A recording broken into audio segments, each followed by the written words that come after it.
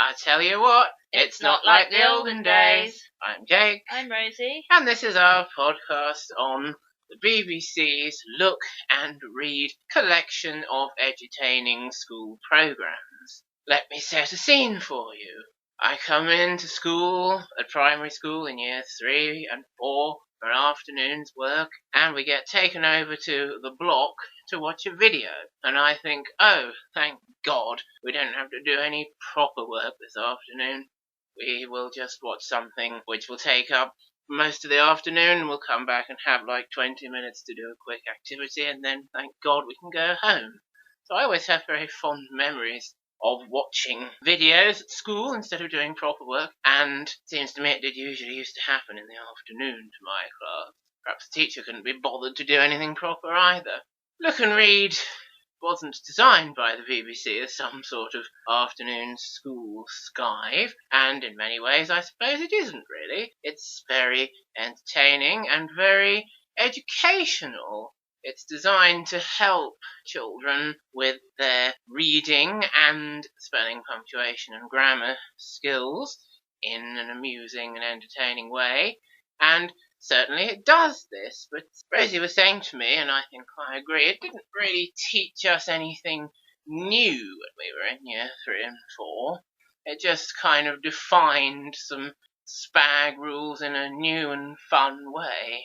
Yes, I remember I used to sit there thinking, well, I know what this is trying to do, but I know all this. I know how to spell light, night and right, and they've got an IDHT on the end. I know you have to put ED on the end of some words to make it past participle. It's not bothering to explain that it doesn't work for all words, is it?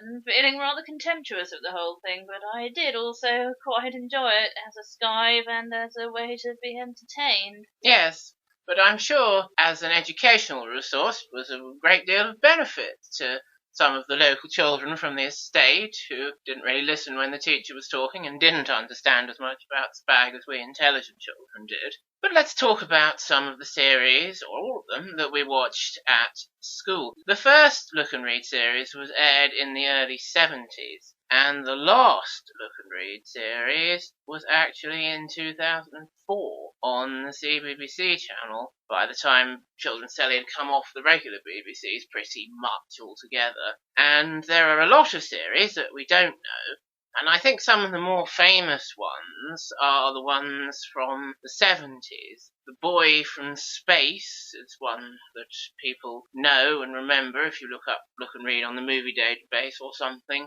And Dark Towers is another one, but they're all a bit early for us. We saw Look and Read series from the 80s and 90s, because that's when we were at school. Actually, I don't think Rosie was at school in the 80s, were you?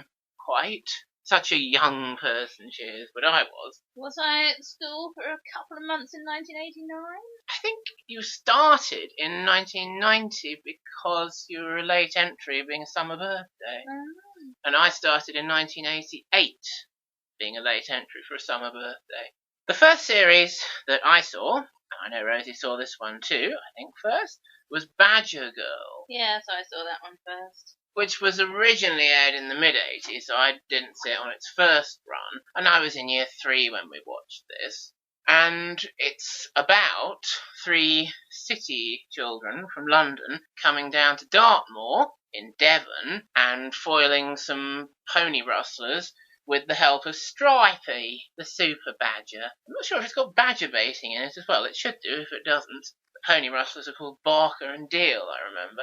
I didn't really get, when I was in year 3, the significance of the city children coming into the beautiful countryside world of Dartmoor National Park and having a whole new experience of something they'd never ever seen before.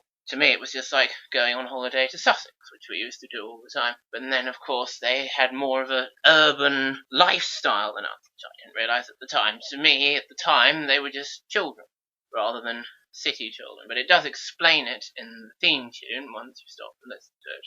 They were staying on this sort of farm, weren't they, like in an Enid Blyton book or something? And I seem to remember one of the farm hands, who was very fond of ponies, was getting conned into stealing ponies for the pony rustlers and thinking they were going to nice homes and not realising they were getting killed. Ah, yes. There's always a good story to follow and look and read, and interesting characters to get to know. The only thing I really remember from Badger Girl is this scene, I think his name's Mickey, but I could be wrong, this farmhand sort of person, where he's stroking this pony and looking troubled, having been told that the ponies he's giving the rustlers are getting killed, and he's stroking this pony and saying, "Oh, it's surely not true, is it?" Battling with his feelings. Oh, very affecting scenes there. I don't remember that at all. I don't remember anything else. But I do go around quoting one of the characters. I think his name's Norman. He knows what. And one bit I always used to enjoy was the studio scenes, where you had Wordy, whose full name is Mr. Watchword, and he was voiced by Charles Collingwood, who did the scores on Teleaddicts for quite some years, presenting the spelling, punctuation and grammar section, along with one of the characters from the story. It turns up a little later in the story, and she's called Jane, and she's some sort of RSPCA woman. And Wordy had first appeared in Look and Read, not originally in the early 70s, but in about the third or fourth series he turned up. And he's kind of like the fun orange creature with words and letters all over him who introduces and connects with the young audience. I always found him rather fun. Every show should have one of those. Yes, if it doesn't, it's inadequate. I like the way that it was him and one of the characters from the story talking about the story and doing little reading activities and, of course, having the songs with the little animations, Spag songs. And these were all sung by Derek Griffiths and a woman whose name I don't know. And Derek Griffiths used to do the theme tunes as well. And when I watched The Tailor of Gloucester, BBC animated, I thought, who is that voice of Simpkin? It's so familiar. Derek Griffiths, I know that name. And I worked out what I really knew him from was doing all the singing on Look and Read, which is reasonably interesting link. And I used to absolutely love the songs on Badger Girl, and my favourite, of course, was Magic E, with the Magic E Wizard. Now, I knew perfectly well that pin was spelt P-I-N and pine was spelt P-I-N-E, but I'd never really thought about it in such a fun and interesting way before, as having the Magic E Wizard come in and put an E on these words to change them into the long vowel sound. I, of course, have a magic E in my given name, so I was well familiar with the concept of what it does to vowels. But just seeing it presented with the Magic E Wizard, I used to like wizards and magic and things like that. It was great fun. And they had a lot of other fun songs. The Three Musketeers, S, T and R, Super Badger and his badges with DG on them. Great fun. I think you'd agree, entertaining, though not necessarily educational to children who'd been listening properly at school. Yes, I quite liked Wordy and I quite liked the songs, but I actually preferred when it was the story. I enjoyed the fiction aspect of it, and I didn't like Wordy and Derek Griffiths and the woman whose name we don't know telling me things I already knew quite so much. Ah, very interesting. We have a slightly different tip on the seesaw of which aspect of the show we prefer. Now, the second Look and Read I watched, and Rosie watched too, I'm sure, I think I was still in year 3, was Geordie Racer, which is quite educational because it has a lot of Geordie dialect in it. And it's the first place I ever saw Kevin Whately playing Spoogie's dad. Spoogie, of course, being the main character, protagonist, who had a pigeon called Blue Flash, and whose family were all entering the Great North Run in Newcastle, and who got involved with his friend Janie in foiling this smuggling paintings ring that was being led by fellow pigeon fancier Baz Bailey. So what normally seems to happen, if you've just seen those two, is that there's some kind of animal and some kind of smuggling ring, and they're not really related. Yes, variations on a theme. But, of course, the theme of the racer in Geordie Racer was the big pigeon race going on, and the Great North Run, and these were kind of juxtaposed in the story at times, and in the theme tune with Derek Griffiths, in the air, on the ground, running free, flying fast, that sort of thing. So there was that racing involved, and of course during the race, the Great North Run, the baddies were trapped on the swing bridge over the Tyne in Newcastle. And the character who was in the story and presenting with Wordy was Mickey Stone, who was in the show a DJ at BBC Radio Newcastle. Oh, maybe the pony man wasn't called Mickey as well. I can't remember now. I can't remember, but it's very possible they had the same name. And again, I like that. He turned up in the story and he interviewed Spuggy, and he was also with Wordy in his radio studio doing the songs. There was a new version of Magic E in Geordie Racer. Similar tune, rearranged with slightly more words. It wasn't just Cap becomes Cape, it was he went to Rob and found a robe with Magic E. A little story. I thought it was rather fun. You hurt your shin, we'll make it shine with Magic E. Wonderful. And they had a lot of other songs I liked as well. Rosie was mentioning one earlier, the Ite song, On the Island Stood St Mary's Lighthouse, and that had the pigeon in it flying, and the pigeon was in the Fleur song, being a flyer. And it presumably had flight in the Ite song. It did. And there was the Plur song with Plod, the dog, from the story. And that's why we always say it was a disaster, my leg's all in plaster, which is the end of that particular song. And it must have had Bricky Builder. Ah! I quite like Bricky Builder. Why don't you build yourself a word with an ing to show it's happening? And I knew that. That's so obvious, but I enjoyed the song anyway. But I didn't like quite so much build yourself a word with ed to show it's happened. It didn't scan nearly so well. It didn't flow nearly so well. I'm glad you've mentioned that. I'm going to give Rosie a revelation now, and hopefully it will blow her mind. His name always sounded to us like Builder Bricky, didn't it? But his actual name is Bill the Bricky. Does that blow your mind? Yes, because I remembered it the wrong way round, and I call him Bricky Builder. Yes! Isn't that wonderful? I always thought he was Bill the Bricky. But he's Bill the Bricky. I thought Bricky was like his nickname, because he was a builder, and Builder was like his title, like Postman Pat. Yes, like Postman Pat. That's extraordinary. Isn't that interesting? And he is in Badger Girl with Ing and Ed, just with normal Derek Griffiths' voice in his song. And then in Geordie Racer, just to add to the Geordie element and education about Geordie dialect, Bill the Bricky has a Geordie accent. Why don't you build yourself a wad, etc. And he does do, indeed, Ed and Ing in both series. And one thing I noticed, I watched all the songs on YouTube in preparation for this, from Badger Girl and Geordie Racer. And he does have one where he does rubbing, and he rubs the brick and makes a bit of a cheeky face. So I don't know if they were being a bit naughty there, but we do actually see an extra B being added to the rub, so teacher should take you back to the class and say, now then children, why did Bill the Bricky add an extra B to rubbing? Otherwise it would be rubing.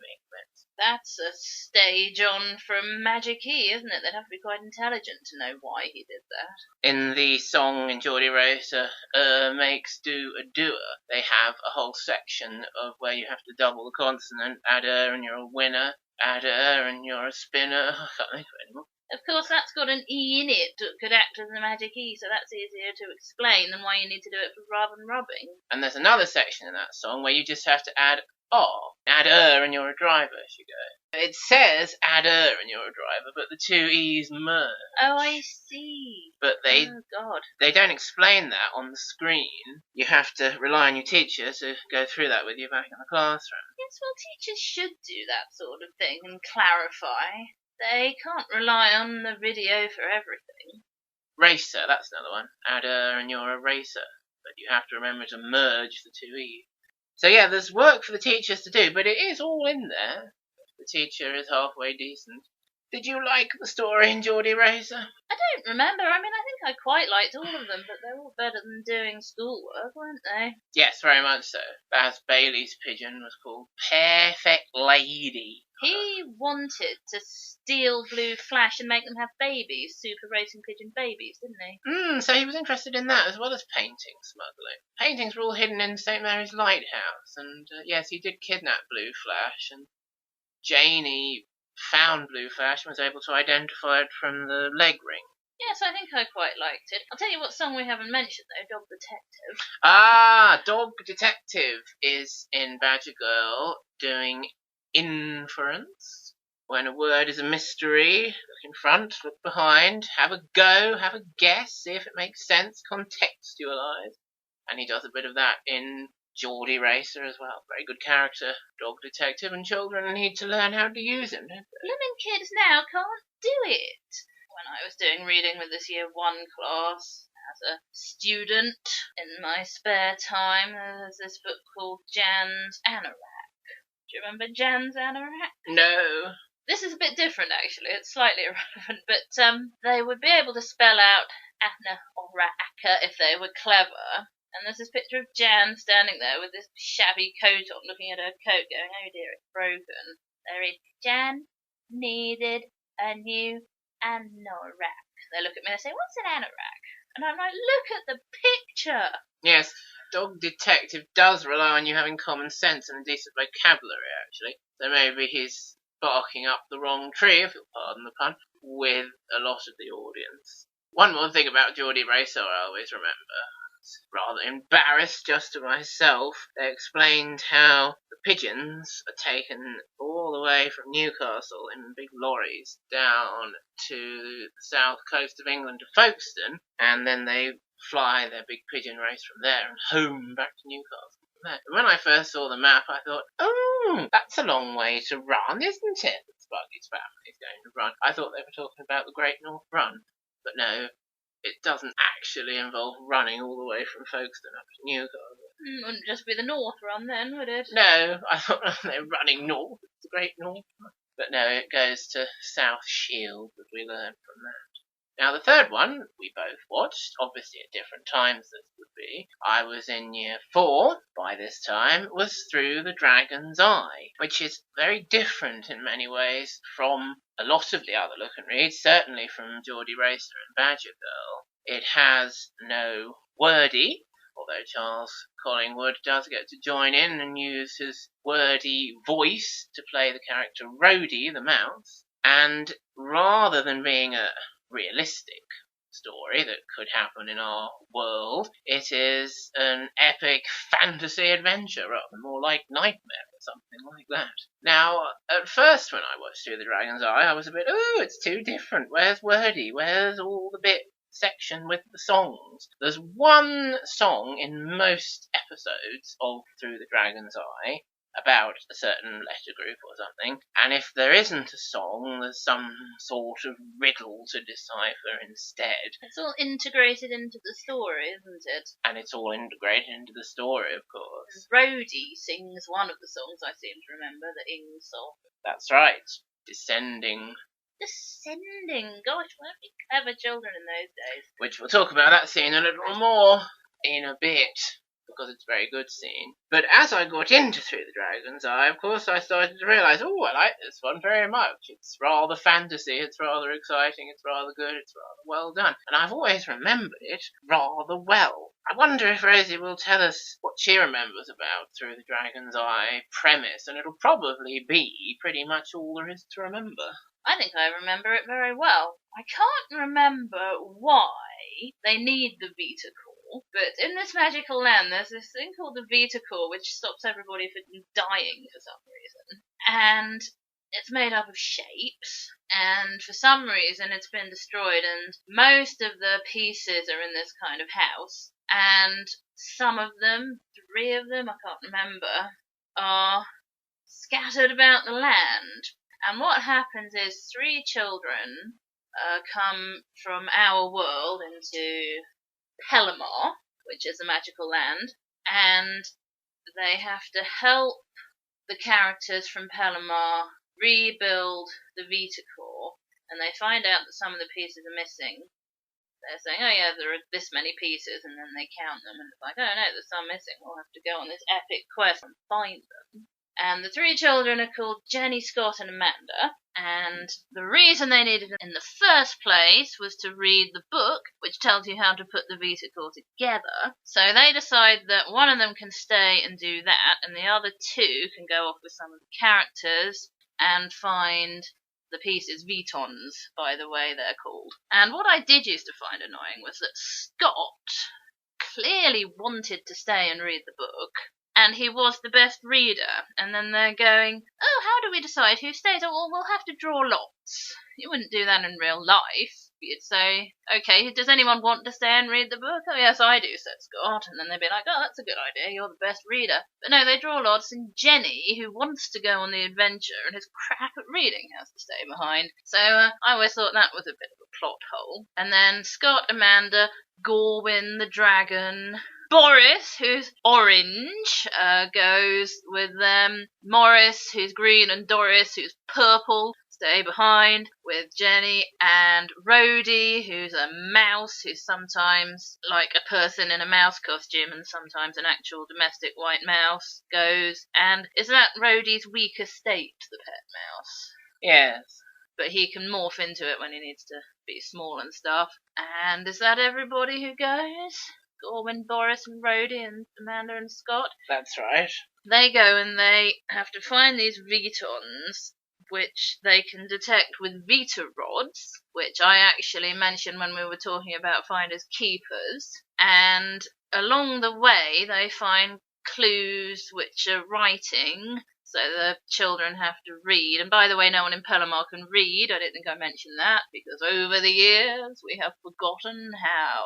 That's the important thing. That's the children and us have to read for them. And then, for some reason, this kind of nightmare creature called Chan comes along, and he's like an antagonist, and I can't remember what the point of him is. And he's terrorizing Jenny and Morris and Doris back in this house, and Gorwin has to go and fight him, and at one point he melts Morris and Doris. Morris has got this sort of worm thing who's his pet, and I can't remember whether it was the Rebecca in your year or the one in the year between us. One of them was scared of Chan and couldn't watch it. It's the one in the year between us. So she's very silly, and that's pretty much all I can remember. Oh, except they can all fly, can't they?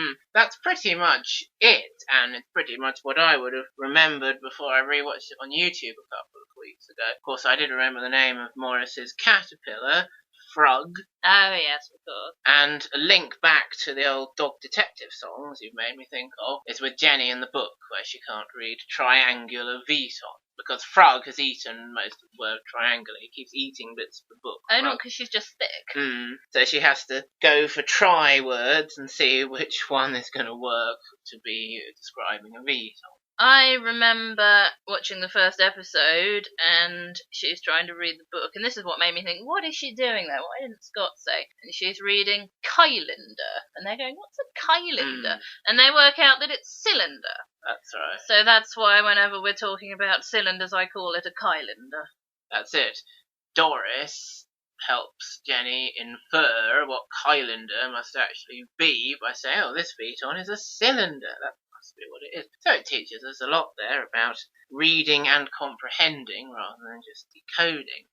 I picked up some interesting things while watching it on YouTube, which I will mention. Gorwin is the dragon in the title, Through the Dragon's Eye, and I'm sure we'll remember this anyway. Scott, Jenny and Amanda have painted him in a mural at school, which sort of comes to life, and Gorwin takes them into Pellamar and explains to them what's happened, and asks for their help, because Pellamots can't read. And one thing he says to them is that all Pellamots have their own way of flying, and have the power to grow larger and smaller. But the only one you see doing that is Rhodey, because they want to use the mouse costume and the small mouse. Oh, yes. But of course, they can't control it at the moment because the power from the Vitacore is fading. Yeah, so it's not exactly his weakened state, but I do remember he has to stay a pet mouse for a while. And I thought that was because he was weaker, but it's because he can't grow back to large. He doesn't have the power in his weakened state. Yes.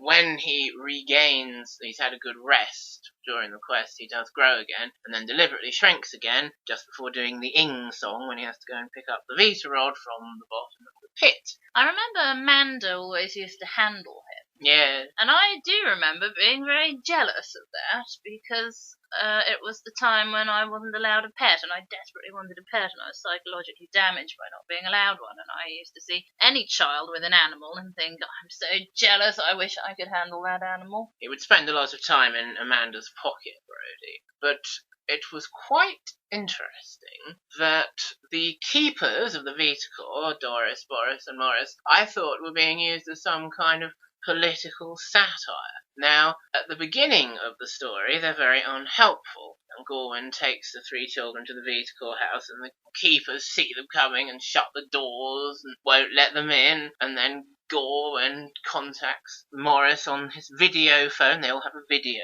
phone. It's rather like Skype. Very like Skype. And Morris says, "Oh, Gorwin, where are you calling from?" And he's like, "You know where I am, Morris." They are the keepers of the Vitacore, an apathetic elite who don't really know what's going on and how to run the life force of Pellamar, the Vitacore, properly, but like to pretend to everybody that they do and become very secretive and snooty about it when they're challenged, just like our government, which I think is quite interesting. I never noticed that when I was 8. I did notice that Doris at first was very unfriendly and unhelpful. Morris is always the most easygoing of the keepers. But Doris, as she grows and learns, gets to work with Jenny and becomes more helpful, especially after she's been melted by John and then brought back to life. And there's this bit where Gorwin is ordering Boris about when they're on the quest, and Boris is going, "I am a keeper, you know." And then everyone gives him this look like, "Come on, that counts for nothing now and here, and you know it."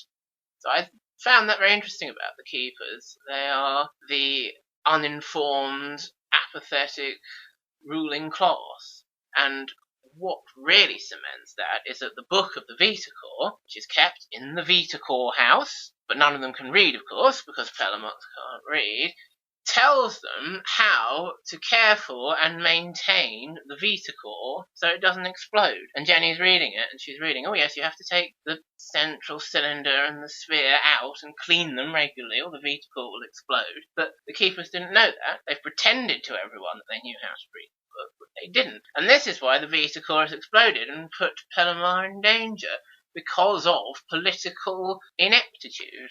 I didn't remember that. I had no idea why it had exploded, but that's actually very poignant, isn't it? It is just like Brexit. But when Gorwin first shows the children an image of the keepers to introduce them, and you see Boris is playing with his bat and ball, and Morris is feeding his pets, and Doris is cleaning, dusting the Vitacore to try and do some sort of keeping on it, but they're not keeping it properly because they don't know how. But of course, during the course of the story, the keepers and the rest of the Pelamots learn to read, which is good. This is why you need functional skills. And they do a bit of maths in it as well, don't they, with their shapes and their tessellation, and counting the Vitons and realising that they're not all there. Yes, of course. The keepers have gone all round Pellamar saying, "Oh yes, we've definitely got all the Vitons, here they all are." But the book tells Jenny, "Oh, there are supposed to be 25, and Amanda counts them, and Amanda's the one who digs the count and says there's only 22 here. That's what I was right, it was 3 they needed to fetch. Yes. And then Gorwin says, if you've really found all the Vitons that are in Pellamar, Doris says, "We have," then they must have fallen over the mountains in Widge. And this is where they go, the land of Widge, to do the quest. And it's populated by these little squeaking Ewok things called widgets, who are the original and definitive stupid little bastard things in many ways. Yes, although I quite liked them when I was a child. They also do symmetry, I don't know. No, you must because you watched it recently. They've built half of it, haven't they, at one point? And then somebody says, let's not bother reading the book anymore, we can just copy on the other side. That's in the final episode. Morris works that out. That's where Doris is being more helpful. Now, evidently the widgets can read and write English, although they speak Widgeon, which Rhodey also speaks, which is why he's vital to the quest, so he can communicate with the widgets. And they have signs up round Widge in English, or Pellamese, perhaps. I suppose it's sort of like when you get down to the south of America, you start seeing signs in Spanish. And over the border, you speak Spanish or you speak English, so you learn the other one at school and you can read a bit. It's a bit like that. And of course, all over Widge, they do have these helpful messages, for instance, at Ash Rock and in the Book Tree, which tell them how to find the Vetons, where to find the Vetons, and so Scott and Amanda's reading skills are needed for that. And Gorwin and Boris and Rhodey learn to read as they go along, which is rather heartwarming.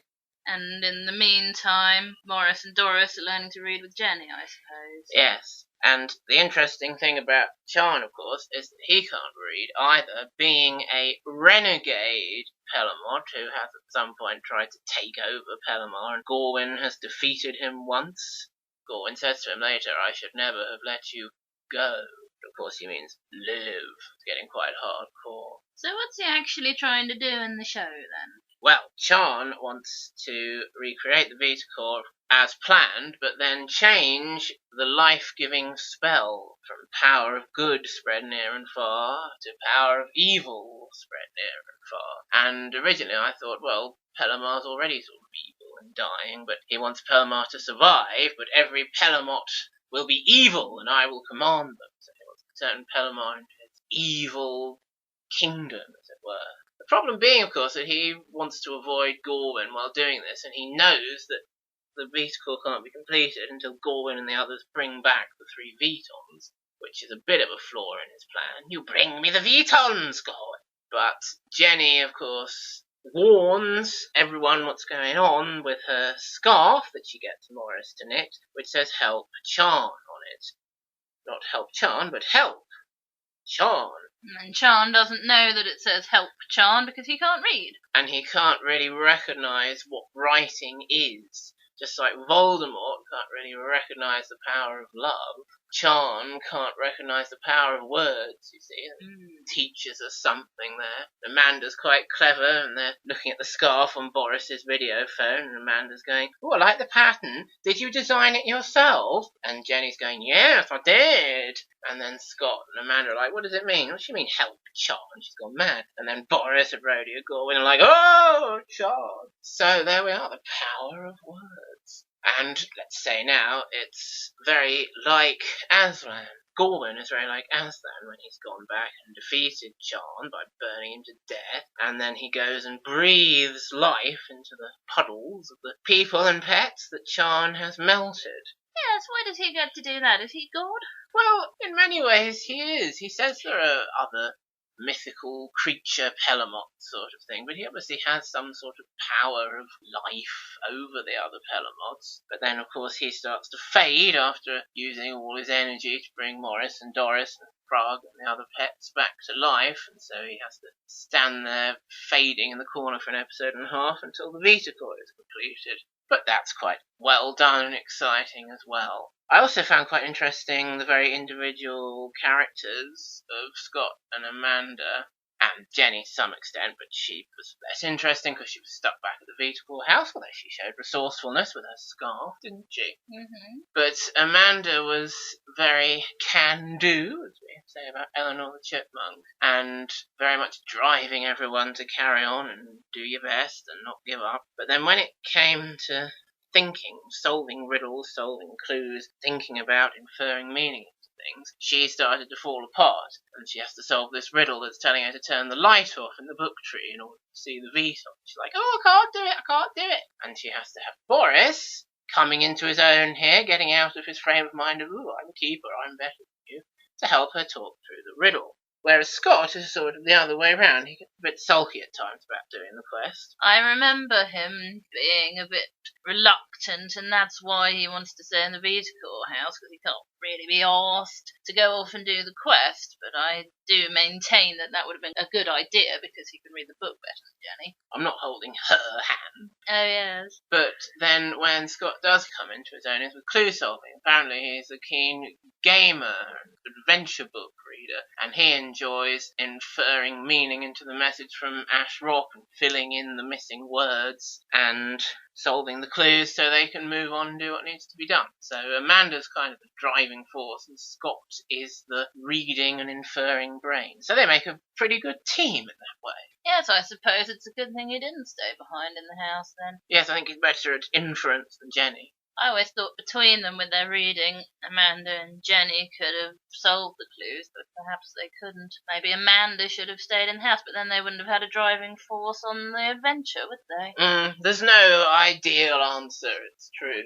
One thing Through the Dragon's Eye does particularly well is cliffhangers. It really is an exciting fantasy adventure, and it would be just as good to put on BBC One on Saturday nights as something like Merlin, in my opinion. I remember I was off school in, I think, early 2000, one Thursday, and episode 8 of Through the Dragon's Eye was on. And I actually kind of pulled a bit of a sickie 2 weeks after that so I could watch the final episode. I perhaps probably could have gone in the next Thursday with episode 9, but I was so interested in seeing it again and excited by the cliffhangers that I wanted to stay and watch Through the Dragon's Eye instead. The cliffhanger where Gorwin has arrived back to fight Charn, and Charn is at the window with his hand over Jenny's mouth going, "One more step, Gorwin, and you're mine, and you're not gonna not come back and watch that again, aren't you?" And then the next one is the scene we've mentioned a couple of times, where Scott has unfortunately dropped the Vita rod into the pool of water while he was swinging over on the rope ladder. See, Amanda's more confident about swinging over the pit on the rope ladder than Scott is, and Scott needs more encouragement. That's right, I remember Scott reminding me of myself now you say that. I watched it and I thought, well, I wouldn't want to swing over that on the rope ladder either, but I would be good at doing the reading. But of course, with the help and encouragement of his friends, Scott manages to do that. Sadly, the Vita rod falls out of his pocket, and they've had the message in the mountainside there, "No more clues, Vita rod, your only hope, use it to find this third and final Viton." So that's why Rhodey has to deliberately shrink again, knowing he won't be able to go back to full size unless the Vita core is fixed, so Boris can lower him down into the pit in the frying pan to pick up the Vita rod from the pool at the bottom. And that's when Rhodey sings the Ing song, "I'm falling, descending, help, I'm drowning, possibly." Does Boris use the thread of his cricket jumper to do that? That's right. I thought he did something with that. I've just remembered that's it. And they've already used half his jumper to try and make a route back through the maze when they go into the book tree, and the other half of his jumper has to be unravelled to put Rhodey down the hole. And originally, does he not want to unravel his jumper, and then he has to learn to make sacrifices for the team? Exactly, they all grow and learn during it. But the cliffhanger there, of course, is Scott's covered over, and then the Vita rod drops, and they're going, "The Vita rod!" And they're all looking down into the pit, and you really are thinking, what are they gonna do? And that's the end of the episode. I mean, you're not gonna not come back for that, are you? So there we are. Through the Dragon's Eye is quite different in many ways from other look and read stories, but goodness me, it's a very exciting fantasy adventure. Apparently it's been criticised for not being very educational, but I don't agree with that at all. There's plenty of reading in it to do. There's plenty of songs about compound words, ack words, A-C-K, and there's a QU song for the quagmire that Boris falls into. If you've got a good teacher, you can come back and learn a lot from those songs. And it tells you why reading is important. Exactly. The whole world falls apart if you can't do it. The power of words Charn doesn't recognise, Gorwin does, and see who wins. One thing I thought would have been an interesting lesson after watching the first episode of Through the Dragon's Eye was to talk about proper nouns. They don't go into this in the show, but a good teacher will say, "Now why does Vitacore have a capital letter? Why does Vitons have a capital letter? Why does Book of the Vitacore have capital letters?"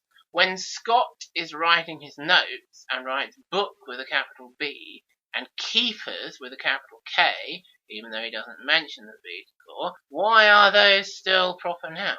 Why is Pelamont a proper noun? Be jolly interesting, wouldn't it? And perhaps stop children putting capital letters all over the place where they shouldn't. Well, I don't actually remember doing any follow-up work after watching Look and Read, do you? I remember drawing a picture of Gorwin and writing 5 words to describe dragons.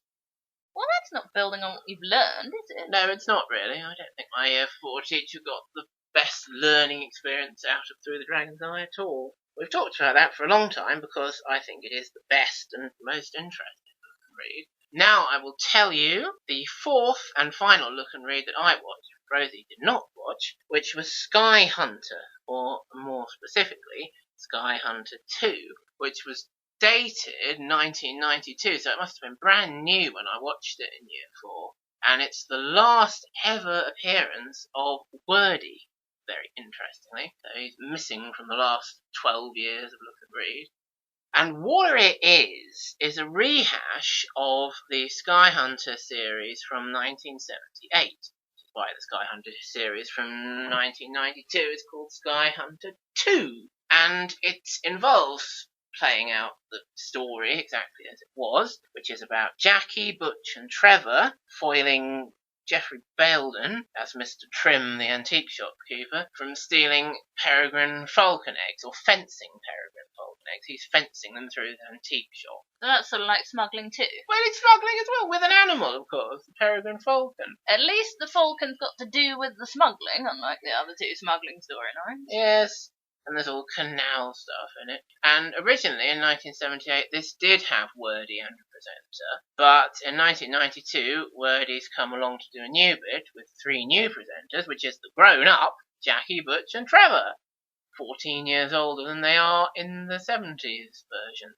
So you see them young in the actual story, and then you come back to the studio bit, and you see Wordy and the grown-up versions of them. Quite interesting. Some of the songs in Sky Hunter 2 are directly transplanted from the original Sky Hunter series, which is why I thought, oh good, they've gone back to the original Magic E song. Man becomes Maine, and so on. Wasn't the new tune from Geordie Racer, but that was because it was directly transplanted from the 70s. It was actually older than Badger Girl. But there were some new songs as well. There was a new Ing song with a heron and a drake. Look at what I'm carrying. They had Derek Griffiths doing the heron and the woman doing the drake, which I thought was rather perverse. And there were a couple of other new songs as well, and some older songs that they had imported from the original Sky Hunter. And the premise was that Jackie, Butch and Trevor were going round on this RSPB bus, raising awareness about looking after birds. I thought the whole thing took place on a bus, and then I saw on YouTube, yes it does, but it's an RSPB bus. And there's an interesting bit where they explain how Magic E doesn't always work. This says peregrine falcon, not peregrine. So again, looking at some exceptions to the language rules that they're introducing at 2 there, which the teacher should then expand on, get you to work on back in the classroom, and she probably didn't. But that was the last look and read I ever watched, the last look and read Wordy was ever in, so the last proper look and read in many ways. But I know that Rosie watched, after I left primary school, the next series that they put out, which was called Earthwarp. And I'm going to say what I know about that and ask Rosie a question about it, and then perhaps she'll tell us a little bit more.